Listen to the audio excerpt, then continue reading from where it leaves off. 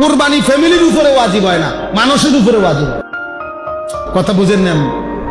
কুরবানি কি ফ্যামিলির উপরে কি হয় নাই? কুরবানি হলো সম্পদ আছে যার কাছে, তার উপরে ওয়াজিব হয়। এবারে সে কি বিবাহিত না অবিবাহিত এটা দেখার বিষয় না। সে কি সংসারে এক লগে নাকি ভিন্ন ভিন্ন, তারা কি চারো ভাই এক ঘরে খায় না আলগা ঘরে খায়, এইটা দেখার কিছু না।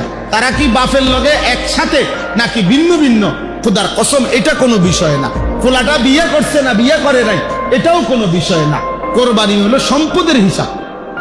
তাহলে এখন বিদেশের ছেলেটা মনে করেন ওই বিয়েও করে নাই, ধরে নিলাম বাড়িতে টাকা পাঠাইছে 30,000, তো তার বাপের নামে মার নামে কোরবানি হয়েছে, ভালো, বাপ মার কোরবানি সে সহযোগিতা করছে, সে তো সারা বছরই দান করে, মা বাবারে হাদিয়া দেয়, টাকা পাঠায় বাড়িতে, তো এখনো দিছে, বাপ মার খেদমত করতে হবে না, তো করছে।